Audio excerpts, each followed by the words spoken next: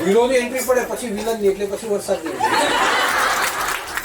મારું આવવાનું જોઈએ ને વરસાદ આવ્યો એટલે હીરો પણ આવી ગયો વિલન પણ આ બધા પ્રેક્ષક પણ આવી ગયા અને ડાયરેક્ટર તો અંદર જ બેઠો